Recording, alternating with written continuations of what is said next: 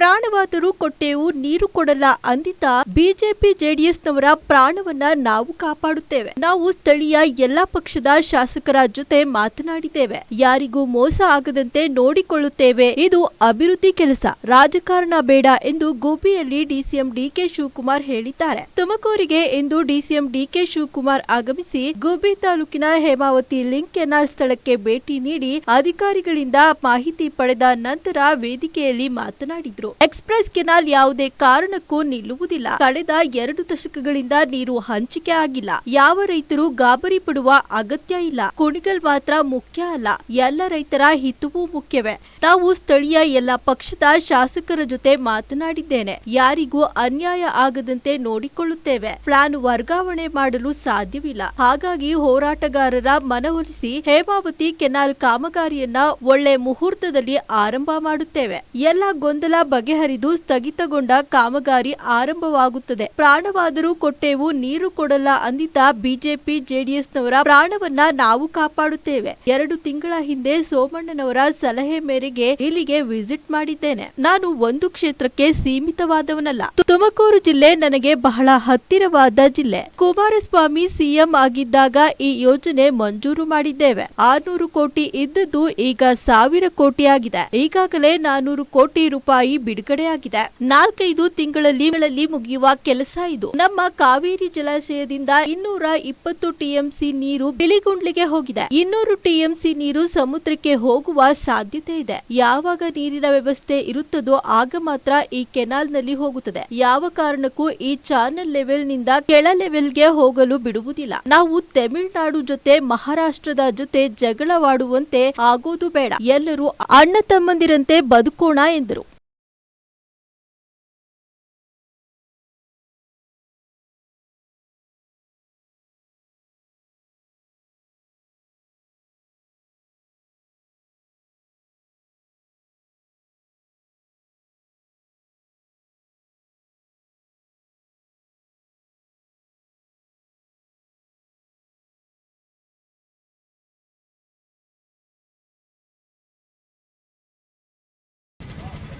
ಸೋಮಣ್ಣವರ ಸಲಹೆ ಮೇರೆಗೆ ಈ ಸೈಟ್ ವಿಸಿಟ್ ಮಾಡಿ ಅಂತ ನಮಗೆ ಸಲಹೆಯನ್ನ ಕೊಟ್ಟಿದ್ದು. ನಾನು ಆ ಪ್ರಕಾರ ಇಲ್ಲಿಗೆ ಬಂದಿದ್ದೇನೆ. ಒಂದು ವಿಚಾರವನ್ನ ಇವತ್ತು ನಾನು ತುಮಕೂರು ಮತ್ತು ರಾಜ್ಯದ ಮಹಾಜನತೆಗೆ ತಿಳಿಸಲಿಕ್ಕೆ ಬಯಸ್ತೇನೆ. ನಾನು ಒಂದು ಕ್ಷೇತ್ರಕ್ಕೆ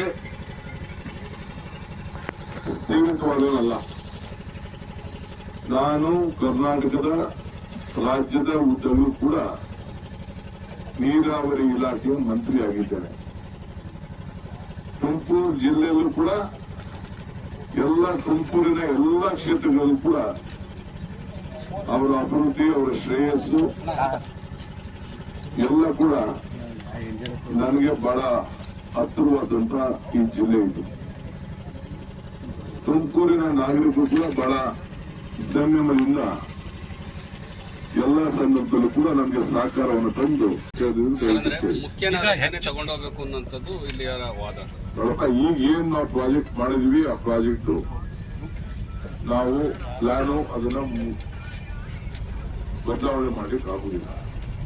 ನಿಮ್ಗೇನು ನೀರು ಸಿಗಬೇಕು ಬೇರೆ ತಾಲೂಕಿಗೆ, ಅದಕ್ಕೆ ಯಾವ ತರದ ಅಡಚಣೆ ಆಗದೇ ರೀತಿಯಲ್ಲಿ ನಾವು ಅದನ್ನ ಕಾಪಾಡ್ತೇವೆ. ಅವ್ರಿಗೆ ಎಷ್ಟು ಅಲಾಟ್ಮೆಂಟ್ ಇದೆ ಅಷ್ಟಕ್ಕೆ ನಾವು ಲಿಮಿತ ಮಾಡ್ತೇವೆ ಹೊರತು ಬೇರೆ ಗೇಟ್ ಅನ್ನು ಹಾಕ್ಲಿಕ್ಕೆ, ಕಾಡ ವ್ಯವಸ್ಥೆಯಲ್ಲಿ ಅವ್ರಿಗೆ ರಕ್ಷಣೆ ಮಾಡ್ಲಿಕ್ಕೆ, ಆಮೇಲೆ ನಿಮ್ಗೆ ಕಡಿಮೆ ಆದಾಗ ನಿಮ್ಗೆ ಕಡಿಮೆ ಮಾಡ್ಬಿಟ್ಟು ಅವ್ರು ಜಾಸ್ತಿ ಕೊಡೋ ಪ್ರಶ್ನೆ ಇಲ್ಲ.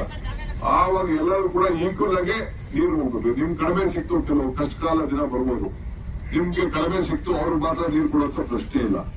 ಎಲ್ಲರೂ ಕೂಡ ಸರ್ವರಿಗೂ ಸಮಬಾಳು ಸಮಪಾಲು, ಆ ದೃಷ್ಟಿಯಲ್ಲಿ ನಾವು ಕಾರ್ಯಕ್ರಮವನ್ನು ರೂಪಿಸ್ತೀವಿ. ಹೆಚ್ಚುವರಿಯಾಗಿ ನೀರು ಬಂದ್ರೆ ಮಾತ್ರ ಹೋಗುತ್ತೋ? ಹೆಚ್ಚುವರಿಯಾಗಿ ಬಂದ್ರೆ ಈಗ 200 ಟಿಎಂಸಿ ಹೆಚ್ಚಿಗೆ ನೀರು ಸಮುದ್ರಕ್ಕೆ ಪಾಲಾಗುತ್ತೆ ಅಂತ ಹೇಳಿದ್ರಿ. ಅದೇ ರೀತಿ ಹೆಚ್ಚುವರಿಯಾಗಿ ನೀರು ಬಂದ್ರೆ ಮಾತ್ರ ಆ ಕಡೆ ಹತ್ತು ಹೋಗುತ್ತೋ? ಏನು ಸಮಸ್ಯೆ ಹಾಕಿದಂಗೆ ಅದಕ್ಕೆ ನಾವು ಸ್ಕಾಡಾ ಮೇಂಟೈನ್ ಮಾಡ್ತೀವಿ, ಕಂಟ್ರೋಲ್ ಇರ್ತೀವಿ. ಹಂಗಂತ ಬರೀ ಪೈಪ್ ಲೈನ್ ಇತ್ತು ಅಂತ ಅಂದ್ಬಿಟ್ಟು ಬರೀ ಓಪನ್ ಮಾಡಿ ಬಿಡಕ್ ಹೋಗುದಿಲ್ಲ. ಫಸ್ಟ್ ನೀರು ಹತ್ಕೊಂಡು ನೀರು ಹೋಗ್ತಾ ಇರ್ತದೆ ಅಂತೇಳಿ ನಾವು ಇದಕ್ಕೆ ತೀರ್ಮಾನವನ್ನು ಕೂಡ ನಾವು ಮಾಡಿದ್ದೇವೆ. ಈಗಾಗಲೇ ಕೆಲಸ ಪ್ರಾರಂಭ ಆಗಿ ಪೈಪ್ನ ಹಣ ಕೂಡ ಸುಮಾರು ಹೆಚ್ಚು ಕಮ್ಮಿ ಹಣವನ್ನು ಕೂಡ ಎಷ್ಟು ಹಣ ಬಿಡುಗಡೆ ಮಾಡಿದ್ದೀವಿ?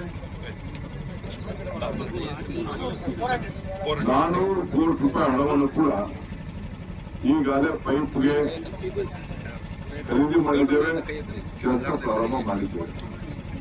ಇದು 4-5 ತಿಂಗಳಲ್ಲಿ ಮುಗಿಯುವಂತ ಒಂದು ಕೆಲಸ.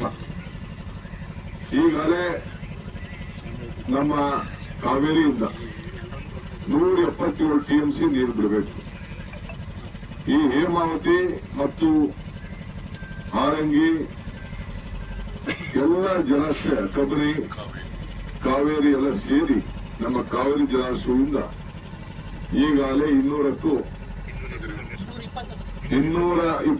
TMC ಅಷ್ಟು ನೀರು ಈಗಾಗಲೇ ಹೋಗಿದೆ ಬೆಳಗುಳ್ಳಿಗೆ. ಇನ್ನು 4-5 ತಿಂಗಳು ಮಳೆ ಬರುವಂತ ಎಲ್ಲ ವ್ಯವಸ್ಥೆ ನಮ್ಗೆಲ್ಲ ನೋಡ್ತಾ ಇದ್ದೀವಿ.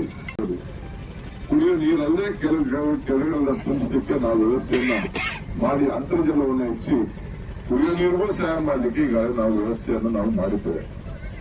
ಆದ್ರಿಂದ ನಾನು ಯಾವ ರೈತರು ಕೂಡ ಗಾಬರಿ ಪಡ್ಕೊಳ್ಳೋದು ಬೇಡ.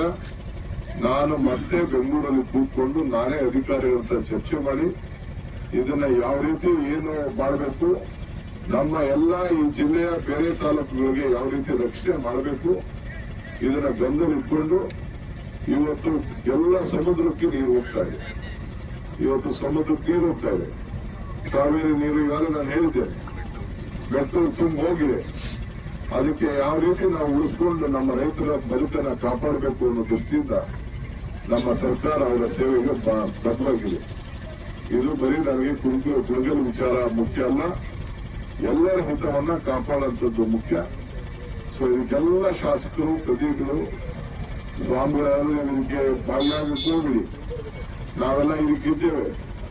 ಸುಮ್ಮನೆ ಕಾನೂನು ಚೌಕಟ್ಟಿನಲ್ಲಿ ನಾವೆಲ್ಲ ಸೇರಿ ಕೆಲಸ ಮಾಡೋಣ.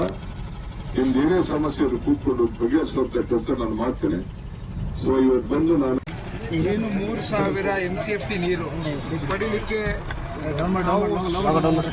ಕಷ್ಟಪಡುವಂಥ ಹಿನ್ನೆಲೆಯಲ್ಲಿ ಇವತ್ತು ಏನು ಲಿಂಕ್ ಕೆನಾಲ್ ಮಾಡಿದ್ದಾರೆ ಅದನ್ನು ನಾವು ಬೇಡಿಕೆ ಇಟ್ಟು ಇವತ್ತು ಪ್ರತಿಯೊಬ್ಬರಿಗೂ ಕೇಳ್ತಾ ಇರೋಂಥದ್ದನ್ನು ತಾವೆಲ್ಲ ಬಂದಿದ್ದೀರಿ. ವಿಶೇಷವಾಗಿ ಕಾಮಗಾರಿ ಶುರುವಾದಂಥ ಸಂದರ್ಭದಲ್ಲಿ ನಮ್ಮ ತುಮಕೂರಿನ ಜಿಲ್ಲೆಯ ಸಂಸದರಾದ ಸೋಮಣ್ಣ ಸಾಹೇಬರು ಉಪಮುಖ್ಯಮಂತ್ರಿಗಳನ್ನ ಬಂದು ಇನ್ಸ್ಪೆಕ್ಷನ್ ಮಾಡಿ ಅಂತ ಹೇಳಿದ್ರು. ಅದರಂತೆ ಬಂದಿದ್ದಾರೆ.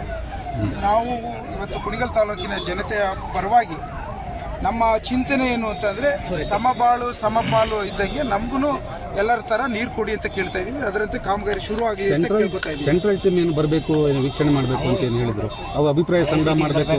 ಅಲ್ಲ ರೀ, ನೀರು ಕೊಡ್ಬೇಕಾದ್ರೆ ರಾಜ್ಯ ಸರ್ಕಾರ ಬೇಕು, ತಡೆಯೋಕ್ಕೆ ಕೇಂದ್ರ ಸರ್ಕಾರ ಬೇಕು ಅಂತ ಕೇಳ್ತಾ ಇದ್ದಾರೆ. ಈಗ ನಾನು ಕೇಳ್ತೇನೆ, ಹಾಸನವರು ನೀರು ಕೊಡಲಿಲ್ಲ ಅಂದರೆ ಎಲ್ಲ ತಾಲೂಕಿಗೂ ನೀರು ಸಿಗ್ತಿತ್ತಾ? ಟೀಮ್ ಬರುವಂತ ಸಾಧ್ಯತೆ ಇದೆಯಾ? ಇದು ರಾಜ್ಯ ಸರ್ಕಾರದ ವಿಚಾರ, ರಾಜ್ಯ ಸರ್ಕಾರದ ತೆಗೆದುಕೊಂಡಂತ ನಿರ್ಧಾರ. ಇವತ್ತು ನಮಗೆ ಅನ್ಯಾಯ ಆಗಿರುವಂಥದ್ದು ಕುಣಿಗಲ್ ತಾಲೂಕಿಗೆ, ಅದನ್ನು ಸರಿಪಡಿಸಲಿಕ್ಕೆ ನಾನು ಸರ್ಕಾರದ ಆಸರೆ ಪಡೆದಿತಾ ಇದ್ದೀನಿ. ಅದರಲ್ಲಿ ಏನು ತಪ್ಪಿದೆ ಅಂತ ನಾನು ಕೇಳ್ತಾ ಇದ್ದೇನೆ. ಶ್ರೀರಂಗ ಲಿಫ್ಟ್ ಇರಿಗೇಷನ್ ಬಗ್ಗೆ ಸರ್, ಶ್ರೀರಂಗ ಲಿಫ್ಟ್ ಇರಿಗೇಷನ್ ನಮ್ಮ ಉತ್ತರದುರ್ಗ ಹೋಬಳಿಗೆ 19 ಕೆರೆ ತುಂಬುತ್ತೆ. ಅದನ್ನ 19 ಕೆರೆಗಳು ತುಂಬುವಂತ ಒಂದು ಕಾರ್ಯಕ್ರಮ ನಡೀತಾ ಇದೆ. ಅವರು ನಮ್ಮ ಸ್ನೇಹಿತರು, ರಾಜಕಾರಣ ಮಾಡೋದು ಬಿಟ್ಟು ಪ್ರತಿಯೊಬ್ಬರಿಗೂ ವಿಶೇಷವಾಗಿ ಕುಣಿಗಲ್ ತಾಲೂಕಿನ ಜನ್ಮ ಕೊಟ್ಟವರು. ಆ ರೀತಿಯೆಲ್ಲ ಅವರು ತಡೆ ಹಿಡಿಯಲ್ಲ ಅಂತ ನಾನು ಭಾವಿಸ್ತೀನಿ. ಕೂಡ ವಿರೋಧ ಮಾಡ್ತಾರೆ ಇದನ್ನ ನೀರು ತಗೊಳ್ಳೋದಕ್ಕೆ ನಾವು ಬಿಡಲ್ಲ, ನಂದು ವಿರೋಧ ಇದೆ. ಆ ಕಾರಣಕ್ಕೋಸ್ಕರನೇ ಇವತ್ತು ಮಾನ್ಯ ಉಪಮುಖ್ಯಮಂತ್ರಿಗಳು ಮತ್ತು ಗುಬ್ಬಿ ಶಾಸಕರಾದಂಥ ವಾಸಣ್ಣವರು ಮತ್ತು ಜಯಚಂದ್ರ ಸಾಹೇಬರು ಎಲ್ಲ ಬಂದಿದ್ದಾರಲ್ಲ. ಈಗ ಅವರು ಒಪ್ಕೊಂಡಿದ್ದಾರೆ ಅಂತಾನೆ ಸರ್. ನನ್ನ ಅನಿಸಿಕೆ ಪ್ರಕಾರ ಈಗ ಎಲ್ಲರಿಗೂ ಅರ್ಥ ಆಗ್ತಿದೆ. ಎಲ್ಲರೂ ಗುಬ್ಬಿ ತರನೇ, ಇವತ್ತು ತುರುವೇಕೆರೆ ತರನೇ ಕುಣಿಗಲ್ ತಾಲೂಕು ಅಂತ ನಾವು ಭಾವಿಸ್ತೀವಿ. ಗುಬ್ಬಿ ಶಾಸಕರು ಒಪ್ಕೊಂಡಿದ್ದಾರಾ? ಸಮಾನಾಂತರ ಹಂಚಿಕೆ ಆಗಬೇಕು ಅನ್ನೋದಂತೂ ನನ್ನ ವಾದ ಸರ್. ಇಷ್ಟು ದಿನ ಬಿಜೆಪಿ ಅವ್ರು ಮಾಡಿದಂಗಾರೆ ನಾಟಕನ ಆಗಿದ್ರೆ ಹೋರಾಟದ ನೆಪ ಅಷ್ಟೇನಾ? ಕೆಲವು ಗೊಂದಲಗಳಿತ್ತು. ಏನು ಮೇನ್ ಕೆನಾಲ್ ಪೈಪ್ ಲೈನು ಕೆಳಗಡೆ ಹಂತದಲ್ಲಿ ಇತ್ತು ಅಂತ, ಅದು ಫ್ಲಶ್ ಇದೆ, ಒಂದೇ ಹಂತದಲ್ಲಿ ಒಂದಿದೆ. ಎರಡನೇದು ನೀವು ಯಾವ ರೀತಿ ಹಂಚಿತೀರಾ, ಈಗ ಒಂದೊಂದ್ಸಲ ಅದ್ರ ಪಾಡಿಗೆ ಅದು ಹೋಗುತ್ತೆ ಅಂತ, ಅದಕ್ಕೋಸ್ಕರ ಡಿಜಿಟಲ್ ಗೇಟ್ ಆಗ್ತಾ ಇದ್ದಾರೆ.